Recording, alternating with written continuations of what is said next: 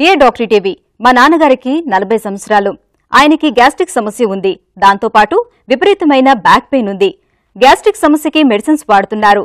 Back pain తగ్గట్లేదు. దీనికి మీ సలహా ఏంటో తెలియజేయండి అని అడుగుతున్నారు.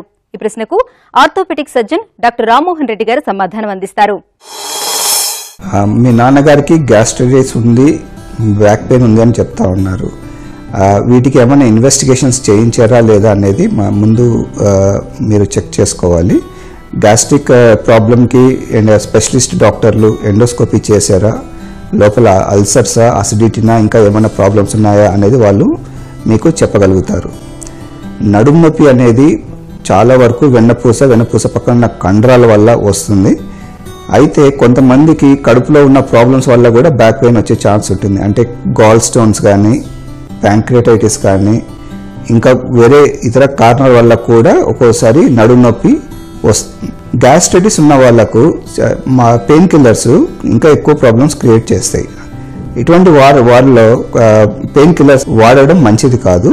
ఒకవేళ వాటితో పాటు యాంటాసిడ్స్ వాడాలి. దాంతో గ్యాస్ట్రైటిస్ అనే ప్రాబ్లం ఎక్కువ కాదు.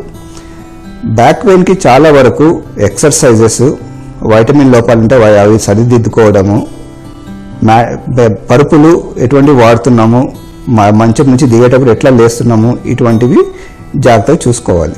ఇంకొకటి విషయం ఏముందంటే నడుము నొప్పి నడుములోనే ఉందా లేకపోతే కాళ్ళకు కూడా పాకుతుందా అనేది తెలుసుకోవాలి.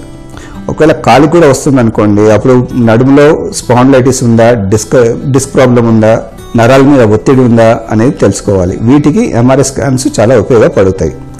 ఎంఆర్ఐ స్కాన్లో నరాల మీద చాలా ఒత్తిడి ఉందనుకోండి, అప్పుడు కాళ్ళలో బలహీనత ఉందా లేదా దాన్ని బట్టి ఆపరేషన్ చేయాలా లేదా అనేది డిసైడ్ చేయగలుగుతాం.